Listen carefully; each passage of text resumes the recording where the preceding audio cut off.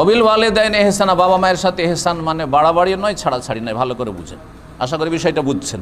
কারণ আপনাদের অনেকে না জানার কারণে করেছেন, আর তারপরে এখন হাই হাই করছেন যে কী করলাম, কিছুই তো নেই আমার কাছে, অসহায়, বিদেশে তো আর টাকা পয়সা নেই, একসময় এখানে সুযোগ সুবিধা ছিল, সব শেষ হয়ে গেছে, সুতরাং এখন খালি হাতে গিয়েছেন। কি করলেন আপনি? নিজের উপর জুলুম করেছেন আর ছেলে মেয়েদের উপর জুলুম করেছে, এমন কাজ করবেন না। আবার বাবা মায়ের হক নষ্ট করে অবিল ওয়ালিদাইন এহসানা যেন মনে থাকে। বাবা মাকে শুধু টাকা পয়সা দেওয়ার বিষয়টা নেই, তার চাইতে বড় গুরুত্ব। অনেক বাবা মায়ের টাকার প্রয়োজন নেই, পয়সার প্রয়োজন নেই, কিন্তু একটু ভালোবাসা চায় ছেলের কাছ থেকে, মেয়ের কাছ থেকে। কী চায়?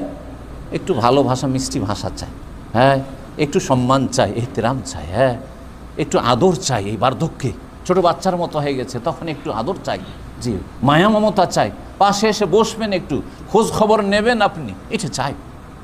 অথবা দূর থেকে টেলিফোন করবেন, ডেলি একটু খোঁজ নেবেন, এটা চাই, মনটা বড় হবে। এগুলো করতে হবে।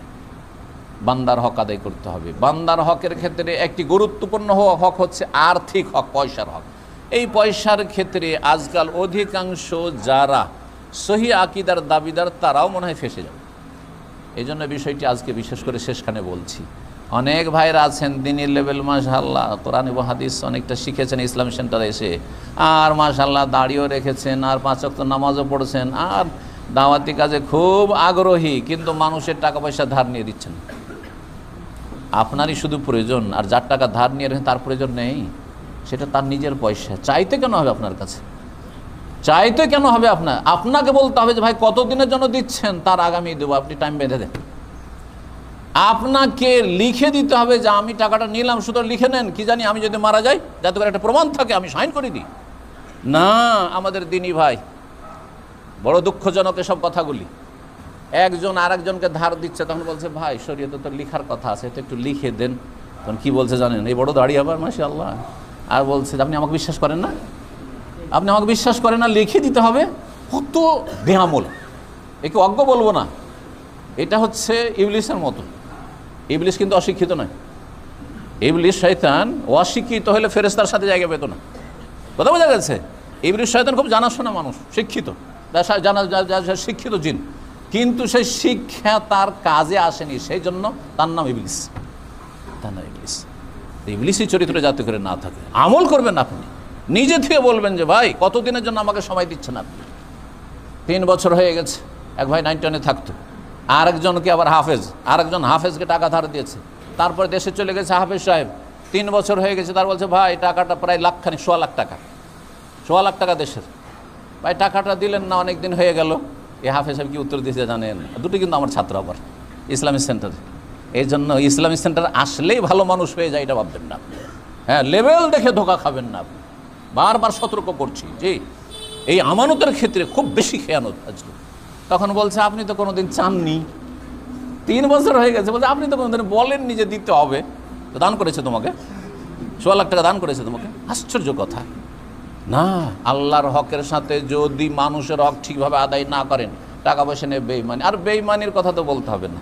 আমাদের এক ভাই ছিলেন এখানে ক্ষুদিরাই মেকানিক, তার কাছে আরেকজন ভাই একটু বিদেশে যাব, টাকার প্রয়োজন, তো কিছু টাকা লাগবে। কত টাকা? যত পারেন 10,000 15,000 যা পারেন, 8,000 রিয়াল দিয়েছে। 8,000 রিয়াল। সে নিয়মিত ওই ভাই আসতো, যে ভাই মানে টাকাটা ধার দিচ্ছে। 8,000 রিয়াল নেওয়ার পরে উধাও ইটালি চলে গেছে, ইটালি, বুঝতে পেরেছেন? জি। আরেকজন আমাদের ইসলাম সেন্টারের দায়ী, উর্দু দায়ী যে কাশ্মীরি আছে, তার কাছ থেকে কয়েক হাজার টাকা নিয়েছে। এই সেন্ট্রাল হসপিটালের ডাক্তারের বেতন 10,000 15,000 রিয়াল, আর এই সেন্টারের দায়ী গরিবের বেতন হচ্ছে 2-2.5 রিয়াল, হয়তো সেই কালে, আজকের থেকে 15 বছর আগের কথা, 20 বছর আগের কথা বলছি।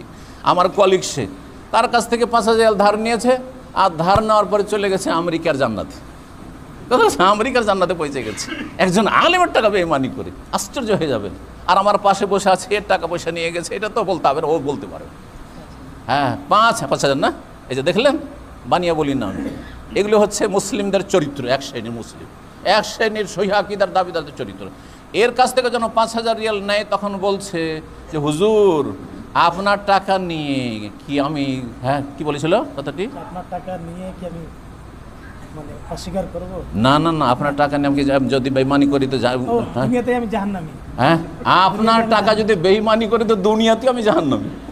এখন পর্যন্ত দেয়নি। কত বছর ওর টাকাটা? কত? 6 বছর হয়ে গেল।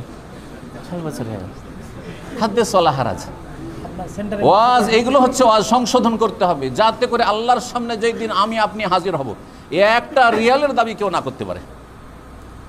আমি আমার সেন্টারে, নিজে খুব ভালো মানুষ বলছি না, কিন্তু বলছি যে এরকম হওয়ার চেষ্টা করবেন আপনি। আমার সেন্টারে আমাকে 6 রিয়াল লাগবে একটা কাজে, ওই ছেলেটাকে পাঠাবো, মসজিদের খাদেমকে পাঠাবো, আর সে আয়রন করতে, তো 6 রিয়াল লাগবে আমাকে। 5 রিয়াল আছে, একটা কাজ গেলে পাওয়া যায় না যেখানে সেখানে, তাই না?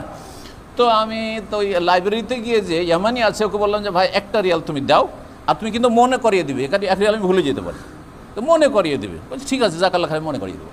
ইন্ডিয়া সেন্টারের আমানত, আমি তো এখানে সেলসম্যান। 1টা রিয়াল তার কাছ থেকে নিয়ে 6 রিয়াল আমার কাজে দেবো, এইভাবে রেখেছি। আর তারপরে প্রতিদিন শুধু মনে পড়ে যে টাকাটা তো 1 রিয়াল দিনই করতে করতে প্রায় 10-15 দিন হয়েছে। তখন নিজে থেকে ও বলে না, ওই 1 রিয়াল তো আর বলে না ওকে, অথচ বলেছি তুমি বলবে 2-3 দিনের মধ্যে আমাকে বলবে যে 1 রিয়াল আছে, কিন্তু বলে নাই। প্রায় 15 দিন হয়ে গেছে, সাথে সাথে পকেট থেকে, ওর জন্য স্পেশাল আমি পকেটে আলাদা করে রেখেছি 1 রিয়াল, যাতে মনে থাকে যে এখানে 1টা রিয়াল আলাদা কেন রাখা।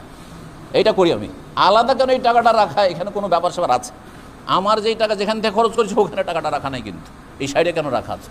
আমি বললাম যে তোমার 1 রিয়াল 4-5 দিন আগে তাকে দিয়েছি, যাতে করে হাসর মাঠে কেউ না বলতে পারে যে আমি অমুকের কাছে 1 রিয়াল পাবো। জি, না হলে আমি ফেঁসে যাব। আর সেখানে আমি সবচাইতে বেশি সর্বহারা নিঃস্ব হয়ে যাব। সহিহ মুসলিমের হাদিস দিয়ে শেষ করছি। নবী সাল্লাল্লাহু আলাইহি ওয়াসাল্লাম বলছেন, আতাদরুনা মানিল মুফলিস, তোমরা কি জানো যে সর্বহারা কে? মুফলিস বুঝেন তো? সর্বহারা, নিঃস্ব, একবারে কিছুই নেই। মুফলিস মানে মাফি ফুলুস, সোজা একবারে তর্জমা। মুফলিস শব্দটি ফুলুস থেকে আছে। ফুলুস মানে কি? ফুলুস মানে তো বুঝছেন, কিছু বুঝেন না বুঝেন, নামাজের সূরা ফাতিহার তর্জমা বুঝেন না, কিন্তু ফুলুস বুঝেন। কেন? মজা, ফুলুস ছাড়া চলবে না আপনার। জি, এটা তিক্ত কথা কিন্তু বাস্তব সত্য।